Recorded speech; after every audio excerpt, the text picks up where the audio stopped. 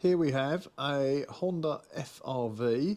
It's a 2007 model with roughly 66,000 miles on the clock and fitted with the 1.8 petrol engine. As part of the service today on this Honda, I'm going to be changing the oil and filter. So as with all the oil and filter jobs I do, I like to just pull up the dipstick a bit. Might even take that one out actually. And I'll take off the oil filter cap as well, if I can. Let me get some grips, that's a bit tight.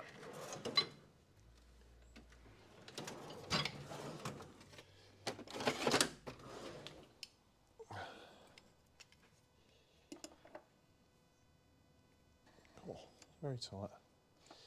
Obviously not been off for a while. That just allows air back into the engine as we're draining the oil out underneath, and hopefully it'll go a bit smoother.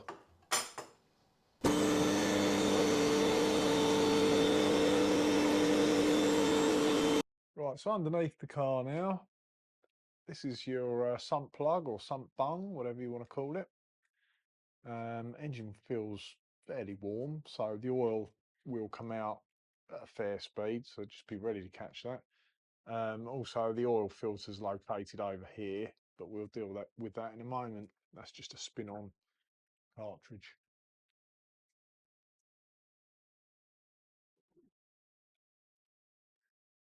So I've got a 17mm single hex socket. It's a good idea to use a single hex wherever you can. It just gives you a better purchase and reduces the risk of slipping. Nothing wrong with using a spanner at all, but that's just the way I prefer to do it. So make sure you've got your drainer ready to catch this, or bucket, or whatever you're using.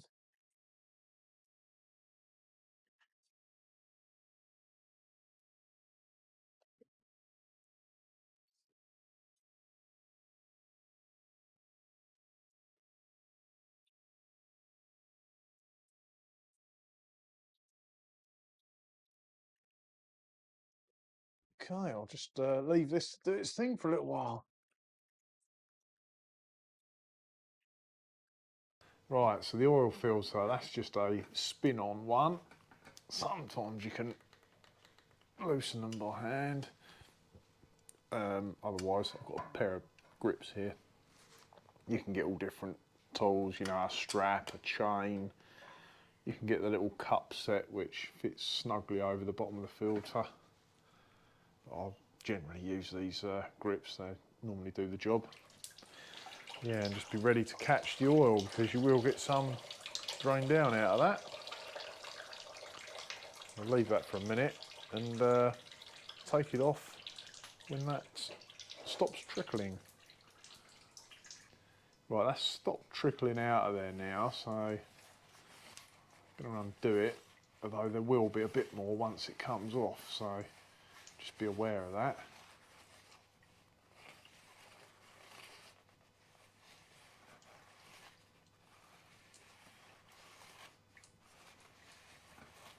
Not too sure how long this thread is. I'll try not to drop it.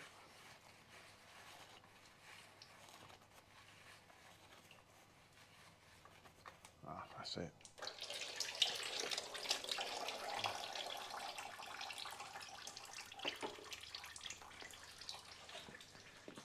So when you take the filter off, make sure the O-ring, rubber O-ring seal, I've got the new filter here, make sure that O-ring came off with it and hasn't been left behind stuck to the housing, which can happen.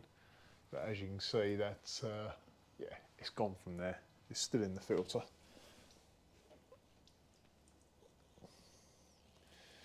So, good idea to put a bit of oil on the seal of the new filter. Bit of oil, bit of grease, anything you've got really, just to stop it from sticking. Make the removal next time as easy as it was this time. Right, I'll go ahead and put this one on.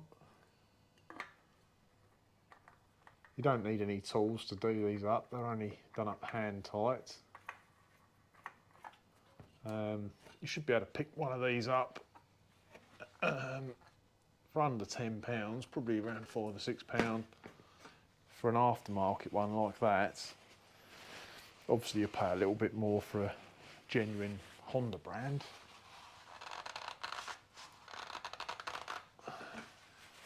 That's it. Fairly straightforward. Right, we'll get this sump bung back in now, or sump plug. One thing that's worth checking is the washer, or the seal that's on there. This has got an aluminium washer. Generally they're good to use several times over. It should be fine, as long as it hasn't been crushed or split. That looks good. So this is slowed down to a steady drip now. It's been draining for quite some time. Probably drip all night if you left the plug out, but obviously you can't wait that long.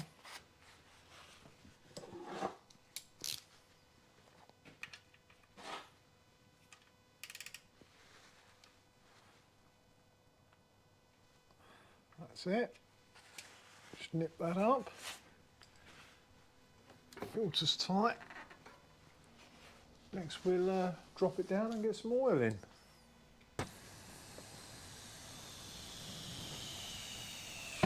Okay, so the dipstick is still removed. It's a good idea to leave that out or pull it up. This time just to allow air back out of the engine as you're pouring oil in, and that should hopefully stop it glugging back up through the filler. Now when I collected this oil, it was recommended 3.4 litres, which doesn't really sound a lot for this size engine, but I'm going to go with about 3.2.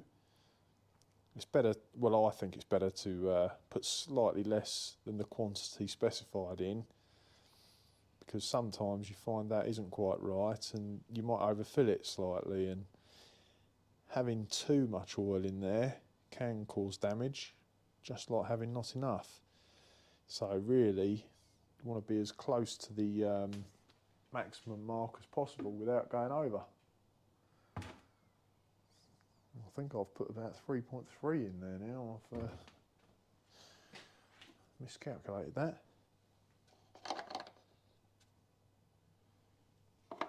So as with all parts, as long as you've got your registration number, whenever you go to the motor dealer or factor's outlet, wherever you go for your parts, they'll be able to look up and recommend the parts that are correct for your particular engine.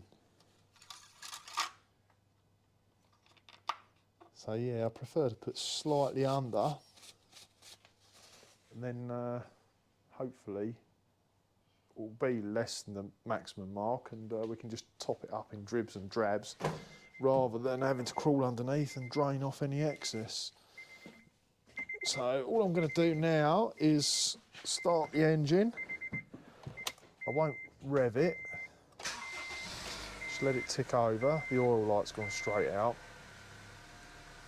It's actually not a good idea to rev an engine, particularly if it's just been drained and refilled with oil, because it can take a little while for it to pick up the new oil and pump it around the bearings. That sounds good. I'm just going to let that stand now for 3 or 4 minutes, let it settle, and then we'll check the level on the dipstick and see where it's at. Right, so I've got the dipstick out, giving that a clean.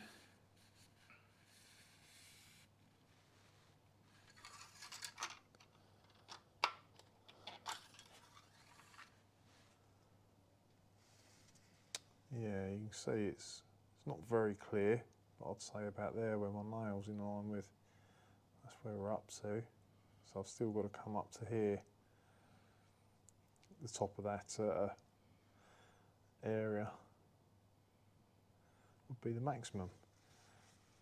So I thought 3.4 sounded a bit low for this size engine.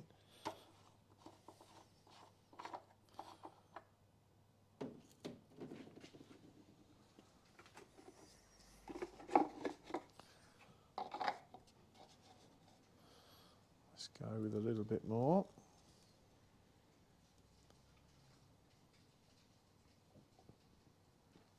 Right, again, I'll leave this for 3 or 4 minutes just to settle and drain down into the sump. Don't need to start it up again because it's already been run and the new filter's full of oil and all the galleries are full. So yeah, give that 3 or 4 minutes and we'll dip it again. So I've topped this up a couple of times now. Little dribs and drabs. I think you can see there, that's just up to the top of that mark there. It's not a very easy dipstick to read, but I'm happy with that. Won't be adding any more to that. In total it had approximately 4.2 litres, so the recommended amount was way too less in that instance. Usually it's around the other way. So money wise, the prices of oil does vary quite a bit, but at this moment in time you should be able to get 5 litres for around the £50 to £60 mark, depending on which brand you go for. I don't generally go for the cheapest brand on the market. I'll try and get something that's kind of averagely priced. Yeah, all that's left now to do is, as I do with most of my jobs, give this a run around the block and just make sure there's no leaks. I'm happy that the sump plug's tight, the oil filter's tight, so should be good. Well, thanks for watching. Hopefully the video's been of some help for you, and if it has, please consider hitting like and subscribe. It will help our channel out no end. Cheers.